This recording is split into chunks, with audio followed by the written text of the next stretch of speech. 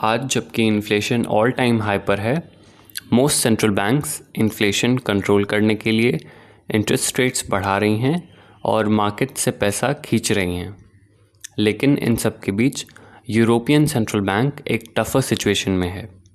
एक तरफ यूरोप की इन्फ्लेशन मल्टी ईयर हाई पे है, रीज़न बीइंग उनकी रशिया पे डिपेंडेंस बहुत ज़्यादा है अपने एनर्जी इंपोर्ट्स के लिए। दूसरी तरफ उन्हें अपनी करेंसी यूरो को भी बचाना है। वो दोनों टारगेट्स एक साथ अचीव नहीं कर सकती, so in order to do one it has to let go of the other. So without any further ado, let's get started with the video. 4 chapters. First, tutorial on how to run an economy. Second, how Italy ended up in a debt crisis. Third, possible solutions you might think of. And fourth, possible options that ECB actually has. Chapter 1, tutorial on how to run an economy.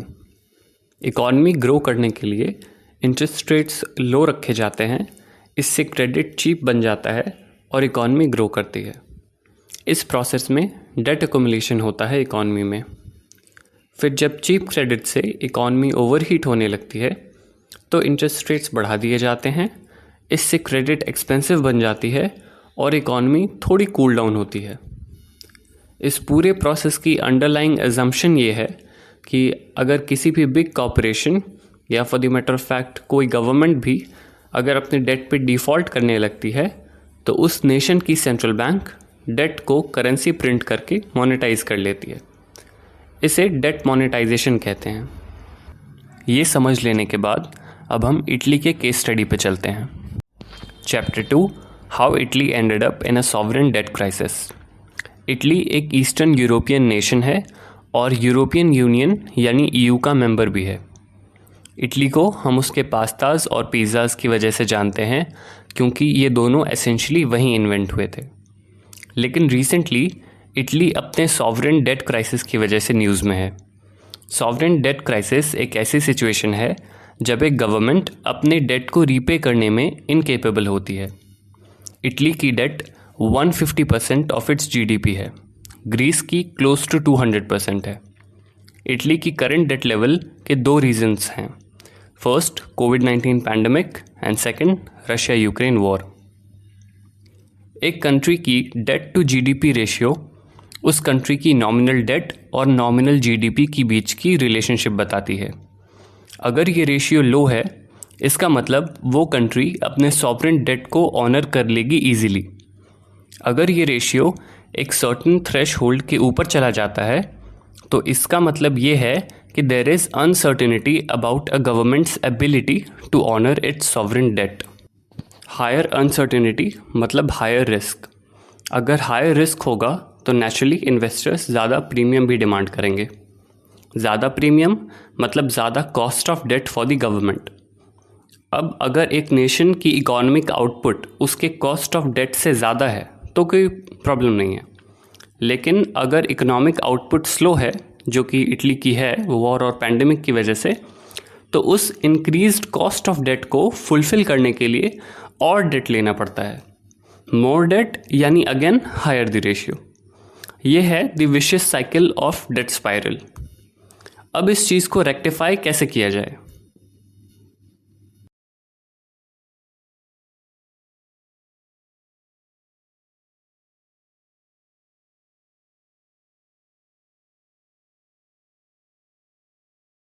Chapter 3, Possible Solutions You Might Think of. 1. Printing more euro by Italy. इस crazy level of national debt को देखने के बाद you would say जैसे हर country अपने excess debt को ज़्यादा करेंसी प्रिंट करके मोनेटाइज कर लेती है, वैसे ही इटली क्यों नहीं कर सकती? हमारी अंडरलाइंग अजम्पशन ही तो यही थी। The problem here is eurozone countries ने अपनी मॉनेटरी सॉवरेनिटी छोड़ दी है। मतलब वो अपनी खुद की करेंसी मेंटेन नहीं करते, वो एक शेयर्ड करेंसी यूज़ करते हैं यानी यूरो, और एक शेयर्ड सेंट्रल बैंक यूज़ करते हैं यानी यूरोपियन सेंट्रल बैंक। अब United states unilaterally dollars print कर सकती है, जापान यूनिलैटरली येन प्रिंट कर सकती है। उनकी गवर्नमेंट्स अपनी सेंट्रल बैंक्स को हेविली इन्फ्लुएंस कर सकती है। लेकिन इटली फॉर एग्जांपल यूनिलैटरली मतलब खुद से यूरो प्रिंट नहीं कर सकती और ना ही यूरोपियन सेंट्रल बैंक को अकेले खुद के दम पे इन्फ्लुएंस कर सकती है। पहली नज़र में आपको लग रहा होगा कि इवन यूएस स्टेट्स जैसे टेक्सास, कैलिफोर्निया, न्यूयॉर्क, ये सब भी तो खुद से डॉलर्स प्रिंट नहीं कर सकती। So what's the big deal अगर यूरो एरिया नेशंस भी खुद से यूरो प्रिंट नहीं कर सकते तो? वेल, यहाँ पे डिफरेंस ये है, यूनाइटेड स्टेट्स में एक शेयर्ड फिस्कल यूनियन है, यानी एक फेडरल स्ट्रक्चर गवर्नमेंट है, in addition to a shared monetary union, यानी एक सेंट्रल बैंक है जो कि फेडरल रिजर्व है। On the other hand euro area में क्या है, नेशंस के पास एक शेयर्ड मॉनेटरी यूनियन तो है, यानी एक सेंट्रल बैंक है, लेकिन डिफरेंट फिस्कल पॉलिसीज़ हैं। मतलब हर कंट्री अपनी फिस्कल पॉलिसी खुद डिसाइड करती है, कहाँ स्पेंड करना है, किस चीज़ पे स्पेंड करना है, कहाँ से रेवेन्यू आएगा, ये डिस्ट्रीब्यूशन सबका अलग अलग है। और एक सेंट्रल बैंक को इन सारे डिफरेंट फिस्कल पॉलिसीज़ को सपोर्ट करना बहुत टफ है। इसीलिए अपने यूनिक फिस्कल पॉलिसी हैबिट्स को सपोर्ट करने के लिए यूरोजोन नेशंस डेट का सहारा लेती हैं। यही रीज़न है कि यूरो एरिया नेशंस की डेट अपने जीडीपी के हिसाब से बहुत हाई है। ये रहा एक कंपैरिजन चार्ट, वीडियो पॉज करके आप देख सकते हैं। At the end of the day अगर एक ग्रुप ऑफ नेशंस के पास एक कंबाइंड मॉनेटरी पॉलिसी है तो it must be supplemented by a combined fiscal union also. अगर ऐसा नहीं होता है तो मेंबर नेशंस अपने खुद की फिस्कल स्पेंडिंग हैबिट्स डेवलप कर लेंगे, जो कि एक कॉमन मॉनेटरी पॉलिसी को सपोर्ट करना बहुत मुश्किल है। Second, you might say, then why can't European Central Bank print more euros to help Italy? You see, the one thing central banks fear the most is inflation, और sadly अभी वो multi year high पे है। और ये problem with monetizing debt by printing more currency is it increases inflation। और अभी क्या situation है आपको already पता है, और central banks क्या कर रही हैं आपको वो भी पता है। मार्केट से पैसा खींचा जा रहा है। Another reason why particularly for European Central Bank situation is more grim is उन्हें selectively कुछ countries की debt को monetize करना है। अब अगर वो इटली की debt monetize करते हैं तो लाइन में ग्रीस भी है, और भी कई nations हैं, वो भी बोलेंगे हमारा भी debt monetize करो, और ये यूरोपियन सेंट्रल बैंक नहीं कर सकती क्योंकि इन्फ्लेशन भी तो देखना है। बट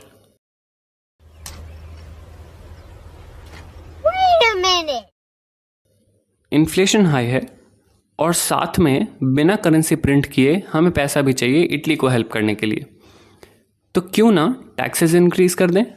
इससे इन्फ्लेशन भी कम हो जाएगा और ये एडिशनल पैसे से हम इटली को बेल आउट कर देंगे। Fair and simple. The problem again here is inflation हमारी देन नहीं है। इन्फ्लेशन इसलिए नहीं हाई है क्योंकि मेरे आपके जैसे लोग मार्केट में जाके ज़्यादा डिमांड कर रहे हैं। इन्फ्लेशन 3 रीजंस की वजह से हाई है।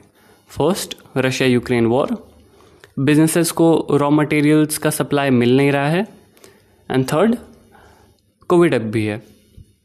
So taxing people will not solve the problem. Chapter 4, options that ECB actually has. आज Italian borrowing cost all time high पे है और इन्फ्लेशन भी ऑल टाइम हाई पे है।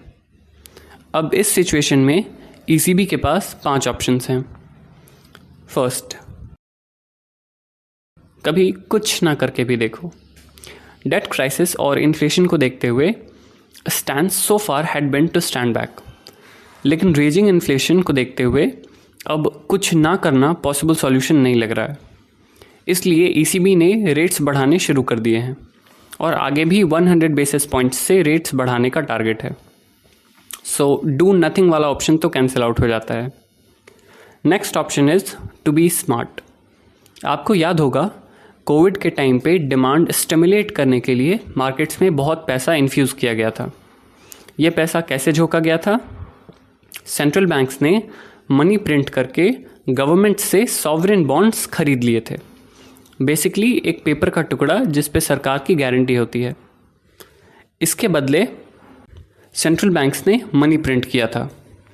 इससे मार्केट में आर्टिफिशियल डिमांड क्रिएट हुआ था, जो कितना काम आया उस पे मेरा कोई ओपिनियन नहीं है, लेकिन इस पैसे से एसेट प्राइसेस यानी होम और स्टॉक मार्केट्स आसमान तक पहुंचा दिए गए थे।